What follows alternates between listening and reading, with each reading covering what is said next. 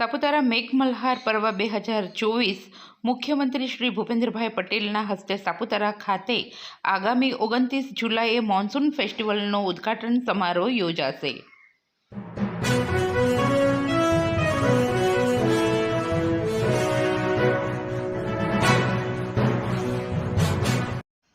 ગુજરાતના એકમાત્ર hill station એવા સાપુતારા ખાતે પ્રવાસનની સાથે સાથે સ્થાનિક રોજગારીને વધુ પ્રોત્સાહન આપવાના ઉદ્દેશ્યથી મુખ્યમંત્રી શ્રી ભૂપેન્દ્રભાઈ પટેલના હસ્તે આગામી તારીખ 29 જુલાઈના રોજ સવારે 9 કલાકે સાપુતારા મેઘમલ્હાર પર્વ 2024નું ઉદ્ઘાટન સમારોહ યોજાશે। ગુજરાતમાં વર્ષ 2009થી યોજાતા મોન્સૂન ફેસ્ટિવલનું આ વર્ષે પ્રથમવાર મુખ્યમંત્રીના હસ્તે ઉદ્ઘાટન થવા જઈ રહ્યું છે, ત્યારે સ્થાનિકોમાં અનેરો ઉત્સાહ જોવા મળી રહ્યો છે, તેમ પ્રવાસન મંત્રી શ્રી મુળુભાઈ બેરાએ જણાવ્યું હતું। પ્રવાસન મંત્રી શ્રી મુળુભાઈ બેરાએ મોન્સૂન ફેસ્ટિવલ અંગે વધુ વિગતો આપતા કહ્યું હતું કે દર વર્ષની જેમ આ વર્ષે પણ રાજ્યના પ્રવાસન નિગમ દ્વારા ચોમાસાની ઋતુમાં તારીખ 29 જુલાઈથી 28 ઓગસ્ટ 2024 એમ એક માસ સુધી સાપુતારા ખાતે મોન્સૂન ફેસ્ટિવલનું ભવ્ય આયોજન કરવામાં આવનાર છે। બોટ હાઉસ ગ્રાઉન્ડ સાપુતારા ખાતે 29 જુલાઈના રોજ યોજાનાર ઉદ્ઘાટન સમારંભમાં કાર્યક્રમની શરૂઆત પ્રવાસન નિગમની તોરણ હોટલ સામે રંગબેરંગી પરેડથી થશે, જેમાં ડાંગના સ્થાનિક સંગીતના વાજિંત્રો, મનોરંજન પાત્રો, અલગ અલગ વેશભૂષામાં ડાંગી આદિવાસી નૃત્યો તેમજ વિવિધ પ્રવૃત્તિઓ રજૂ થશે। રંગબેરંગી પરેડ બાદ મુખ્ય અતિથિગણ સાપુતારા તળાવ પાસે તૈયાર કરવામાં આવેલ ડોમ ખાતે પધારશે, જ્યાં સાંસ્કૃતિક કાર્યક્રમનું આયોજન કરવામાં આવ્યું છે। આ કાર્યક્રમના અંતે સાપુતારા સર્કલ પાસે મુખ્યમંત્રી શ્રી રેઇન રન મેરેથોનનું ફ્લેગ ઓફ કરાવશે।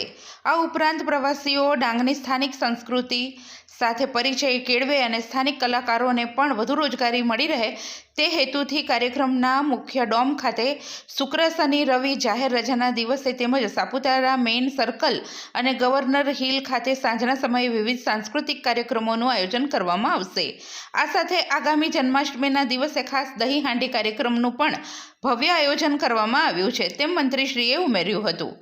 મંત્રીશ્રીએ કહ્યું હતું કે મોન્સૂન ફેસ્ટિવલ દરમિયાન પ્રવાસીઓને આજુબાજુના 18 જેટલા મુખ્ય જોવાલાયક સ્થળો માણવા મળશે, જેમાં eco tourism campsite, Mahal aquarium, eco point, Govardhpur artist village, Giradhodh, governor hill, હાથગઢનો કિલ્લો, મધમાખી કેન્દ્ર, સંગ્રહાલયો, નાગેશ્વર મહાદેવ મંદિર, પૂર્ણા અભયારણ્ય, રોઝ ગાર્ડન, સાપુતારા તળાવ, સાપુતારા આદિજાતિ સંગ્રહાલય, step garden, sunrise point, sunset point અને પ્રસિદ્ધ વાંસદા નેશનલ પાર્કનો સમાવેશ થાય છે। આ સાથે પેપરક્રાફ્ટ વર્કશોપ, તીરંદાજી પ્રેક્ટિસ, વરલી આર્ટ, હેન્ડીક્રાફ્ટ અને ફોટોગ્રાફી એક્ઝિબિશન પણ પ્રવાસીઓને આકર્ષિત કરશે। પ્રવાસન મંત્રી શ્રી મુળુભાઈ બેરાએ જણાવ્યું હતું કે સાપુતારાનું આહલાદક વાતાવરણ અને અહીંનું કુદરતી સૌંદર્ય હર હંમેશથી પ્રવાસીઓની પ્રથમ પસંદ રહ્યું છે। રાજ્ય સરકારના પ્રવાસન નિગમ દ્વારા આયોજિત મોન્સૂન ફેસ્ટિવલના ફળશ્રુતિ રૂપે અહીં આવતા પ્રવાસીઓની સંખ્યામાં ઉત્તરોત્તર વધારો નોંધાઈ રહ્યો છે। વર્ષ 2022માં સમગ્ર વર્ષ દરમિયાન અંદાજે 8,16,000 જ્યારે વર્ષ 2023માં સાપુતારા ફેસ્ટિવલમાં 2,44,000થી વધુ એમ સમગ્ર વર્ષમાં કુલ 11,13,000 પ્રવાસીઓએ સાપુતારાની મુલાકાત લીધી હતી। આમ સાપુતારા ફેસ્ટિવલમાં પ્રવાસીઓના આગમનના પરિણામે ડાંગ અને તેના આસપાસના વિસ્તારમાં રોજગારીની સાથે આવકના સ્ત્રોત વધ્યા છે, જેથી જીવન સ્તરમાં સુધારો થયો છે, તેમ પ્રવાસન મંત્રીશ્રીએ જણાવ્યું હતું।